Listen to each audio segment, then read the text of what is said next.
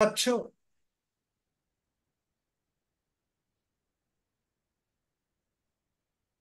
হ্যাঁ স্যার, শোনা যাচ্ছে। আচ্ছা, এই আমি ভিডিওটা করতে যেয়ে দেখছি। এটা দেখতে পাচ্ছ কি?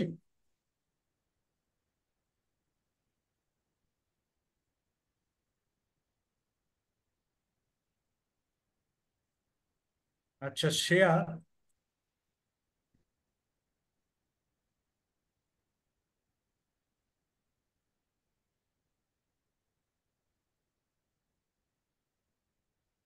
এটা দেখতে পাচ্ছ? হ্যাঁ স্যার, না। Electron displacement in a molecule, right? আচ্ছা, দেখো, আমরা একটা সে অর্গানিক মলিকুল বলো, ইনঅর্গানিক মলিকুল বলো, যে কোনো এ আর বি মধ্যে যে একটা তো কোভ্যালেন্ট বন্ড থাকে, আয়নিক বন্ড ছাড়া। কোভ্যালেন্ট বন্ডের কথা আমি বলছি। আয়নিক বন্ডে তো পুরো প্রায় ভেঙেই যায় আয়নিক বন্ড। একদিকে একটা বন্ড মানে প্লাস আর মাইনাস চার্জ থাকে, তাদের অ্যাট্রাকশন আয়নিক বন্ড তৈরি হয়, মানে একটা ইলেকট্রোস্ট্যাটিক ফোর্স। কিন্তু কোভ্যালেন্ট বন্ড বলতে ইলেকট্রন পেয়ার শেয়ারিং। একটা কোভ্যালেন্ট ইলেকট্রন পেয়ার শেয়ারিং, মানে এই দুটো অ্যাটম পার্টিসিপেট করে, তার প্রত্যেকেই একটা একটা করে দিতে পারে। মানে পার্টিসিপেশনটা করতে পারে। এই electron displacement in a molecule, এটা সাধারণত চার ভাগে ভাগ করা হয়। একটা হচ্ছে inductive effect and field effects. ওই ইন্ডাকটিভ এফেক্টের সঙ্গে ফিল্ড এফেক্টস যুক্ত হয়। Inductive effects and field effects. সেকেন্ডটা হচ্ছে খুব মোস্ট ইম্পর্টেন্ট, রেজোনেন্স বা মেশিনারি বা কনজুগেটিং এফেক্ট। এই সেকেন্ড ইলেকট্রন ডিসপ্লেসমেন্ট, এটাই মেজর। এটাই মানে খুব বেশি দেখা যায় বেশিরভাগ মলিকুলে, এটাই মেজর। আর একটা হচ্ছে হাইপার কনজুগেশন। সেগুলো, এটা একটা মানে জেনারেলি ট্রানজিশন স্টেট দেখা যায়, সেগুলো পরে পরে আসবো। আর একটা হচ্ছে ফোর্থ নম্বর হচ্ছে টাইম ভ্যারিয়েবল এফেক্টস, পোলারিজেবিলিটিস। এটা অ্যাকচুয়ালি দুভাগে ভাগ ধরা হয়, ইন্ডাক্টোমেরিক অ্যান্ড ইলেকট্রোমেরিক। এগুলো সবের শেষে আসবে। আজকে আমি প্রস্তুতি নিয়েছি, তোমরা গতদিন কেউ লিখেছিলে চ্যাটে রেজোনেন্স। আর রেজোনেন্সটাই যদি ইম্পর্টেন্ট মানে ভালো করে জেনে থাকো, তাহলে আর কিছু জানারই প্রয়োজন মনে হবে, আমি মনে করি। আর এই রেজোনেন্সটা একটা অর্গানিকের অনেকগুলো বেসিকের মধ্যে এটা একটা বেসিক। এটা তো আমাদের শিখতেই হবে, মাস্ট। আচ্ছা, নেক্সট হচ্ছে যে আমরা চলে যাচ্ছি, দেখতে পাচ্ছ রেজোনেন্স অর মেসোমেরিজম, বা ওই কনজুগেশন এফেক্টটাকে কনজুগেটিভ এফেক্ট। কনজুগেশন বলতে ওই alternating double bond and single bond, আবার ডাবল বন্ড বা কিন্তু ট্রিপল বন্ডও হতে পারে। ওই জন্য লিখে রাখতে পারো যে alternating alternating multiple bond and single bond. Single bond বলতে সিগমা বন্ড, আর মাল্টিপল বন্ড বলতে পাই বন্ড। একটা তো সিগমা বন্ড অতি অবশ্যই থাকবে, আর একটা পাই বন্ড। আচ্ছা, তোমাদের এতে আমি দেখছি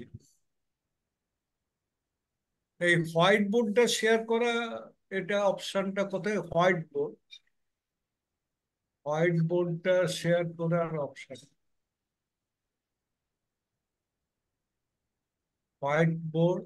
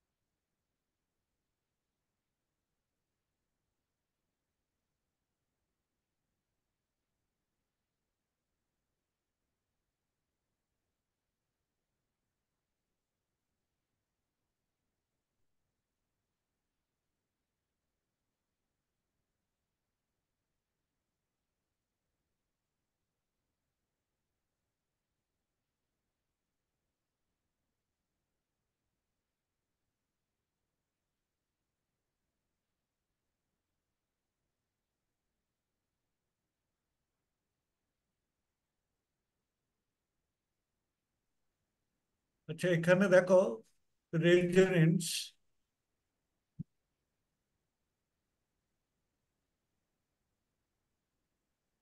রেজোনেন্সে তুমি দেখো যে রেজোনেন্স হচ্ছে একটা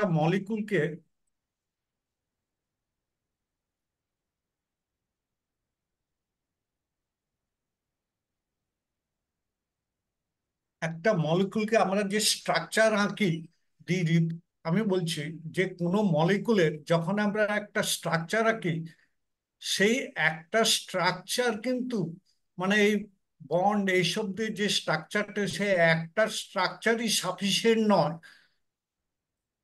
two represent all properties of the molecule.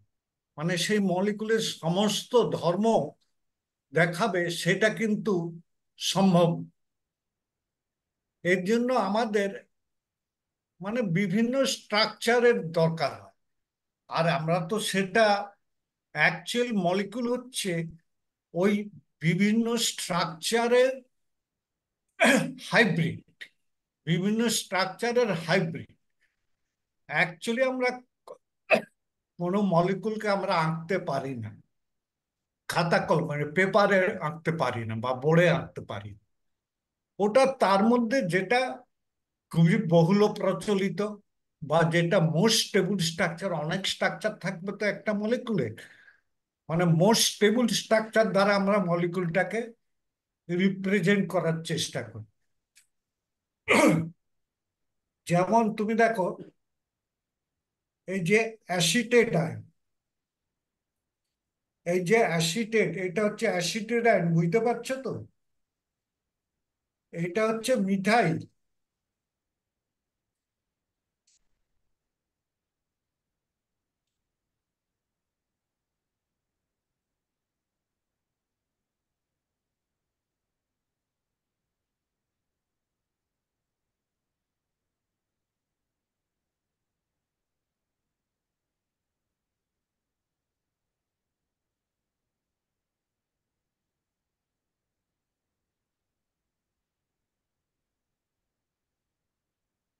হ্যাঁ, এটা হচ্ছে মিথাইল গ্রুপ।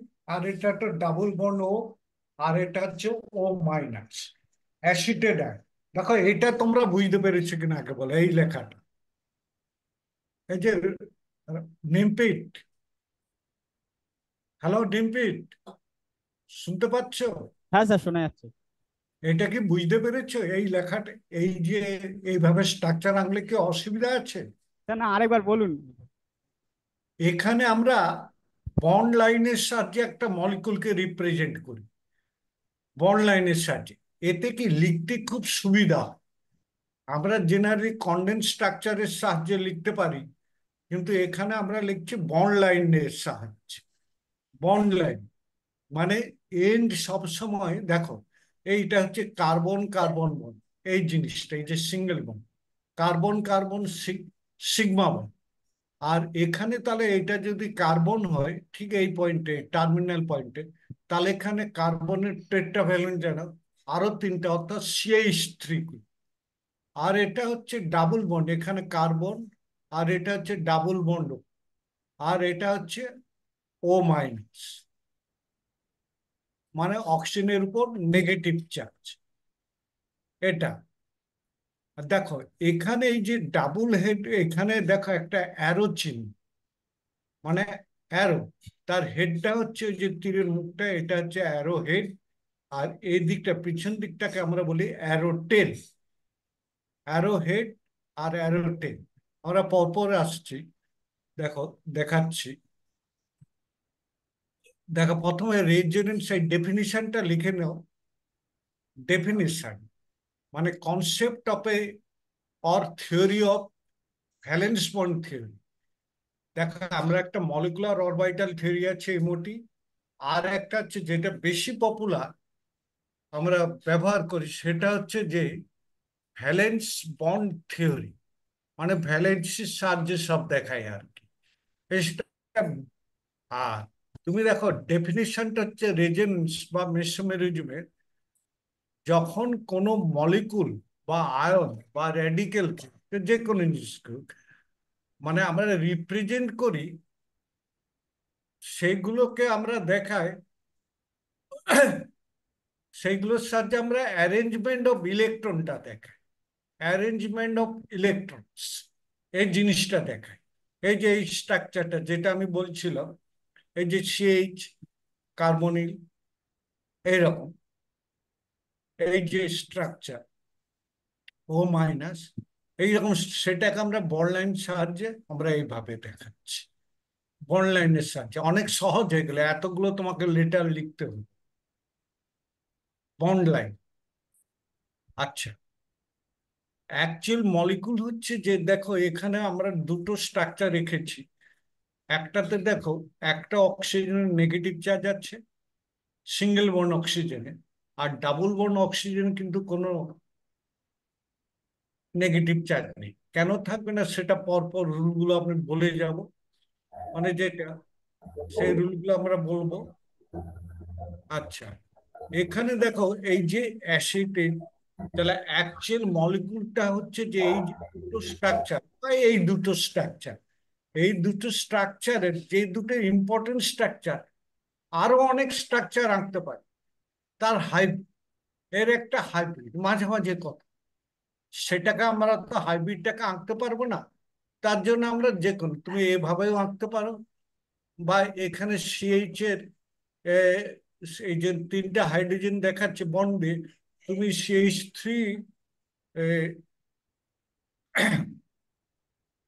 আমি এটা করতে পারছি না, হোয়াইট বোর্ডটা দেখাতে পারছি না। হোয়াইট বোর্ড,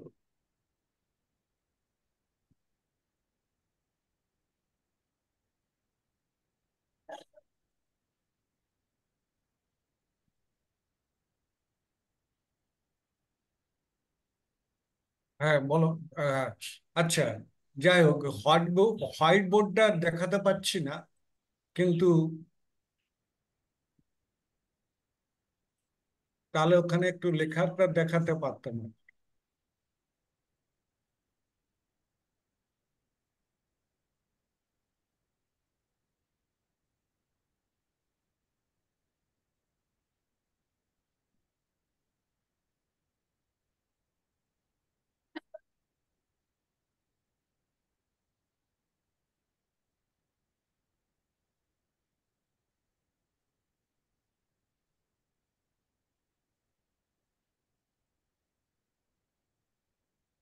এই দেখো, এই এই বোর্ডটা তো দেখা যাচ্ছে ক্লিয়ার, বোর্ডটা তো দেখা যাচ্ছে। আমি হোয়াইট বোর্ডটা দেখতে পাচ্ছি না এখানে, তার জন্য আমার অসুবিধা হচ্ছে কিছু। আচ্ছা, এই যে হোয়াইট বোর্ড পেয়েছি।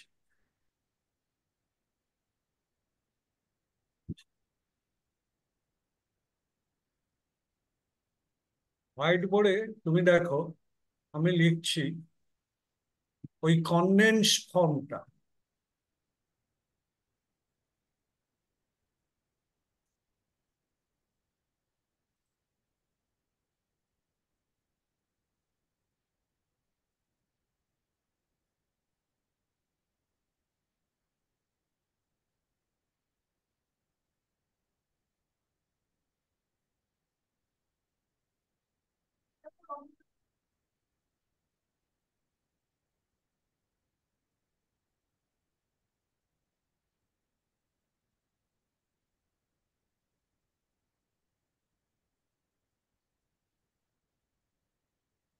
এখানে যে এনিহাও হোয়াইট বোর্ডটা আসছে।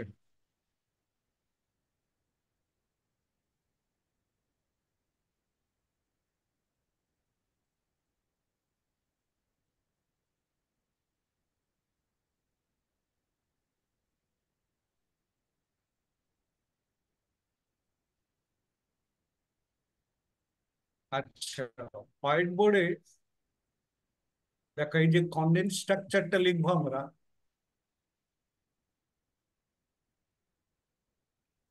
H3C, এবার বন্ড দিয়ে, বন্ড CO2H।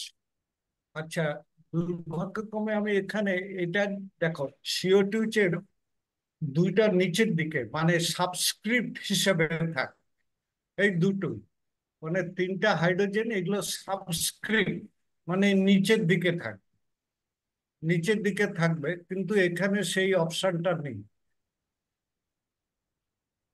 সেই অপশনটা না থাকার জন্য আমি এখানে তোমাদের দেখাতে পাচ্ছি না। এই যে দেখো, কন্ডেন্স স্ট্রাকচার অ্যাসিডিক অ্যাসিডে, বললাম যে এই তিনটে থ্রি, এই যে থ্রি, তিনকে এই হাইড্রোজেনের নিচের দিকে মানে ছোট করে লিখ, আর এই দুইকেই ছোট করে লিখতে হবে। আরেকবার দেখছি,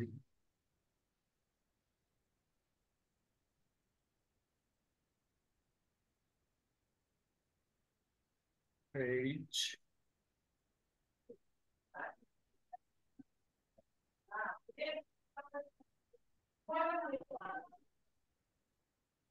লিখে করছি।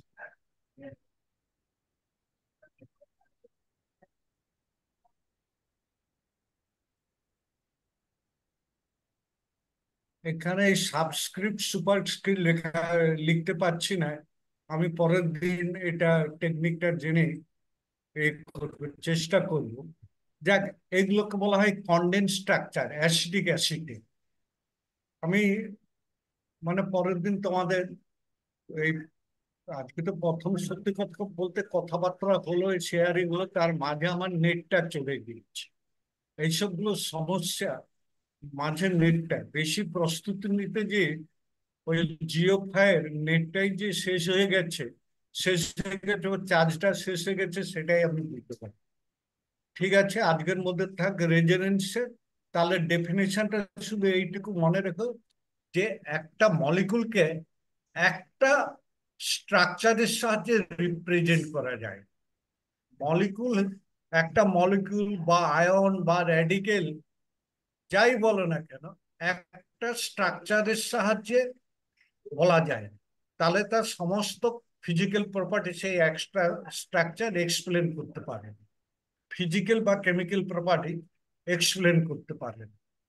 আমরা তাহলে অ্যাকচুয়াল যে সেভারেল স্ট্রাকচার আঁকতে পারবো, মানে লুইস স্ট্রাকচার মেনে, সেই লুইস স্ট্রাকচার মেনে যে বিভিন্ন স্ট্রাকচার আমরা আঁকবো, তার হাইব্রিড, তার একটা কম্বিনেশনটাকে আমরা বলবো, সেই যে ঘটনাটাকে, সেই কনসেপ্টটাকে আমরা বলবো, মানে হাই ফেনোমেনা নয়, ঘটনা কনসেপ্টটাকে, এই যে ধারণাটাকে, এটা হচ্ছে একটা গাণিতিক ধারণা, এই ধারণাটাকেই আমরা বলছি রেজোনেন্স। এটাই হচ্ছে কথা, এটা একটা কোনো ফেনোমেনা নয়, ঘটনা নয়, এটা একটা রেজোনেন্স, একটা কনসেপ্ট। রেজোনেন্স, ইন্ডাকটিভ এফেক্ট, যা বল, সব কনসেপ্ট, এগুলো কোনো ঘটনা না। এগুলো পরে রেজোনেন্সে 2-3 দিন ক্লাস লাগবে, পরপর রুলগুলো, অনেক রুল আছে। আবার বলছি, রেজোনেন্সটা একটু ভালো করে শিখতে পারলে অনেক কিছু জিনিস শিখে যায়। ঠিক আছে, আজকে তো না, তোমাদের ক্লাস ফাঁকা আছে? ফাঁকা আছে?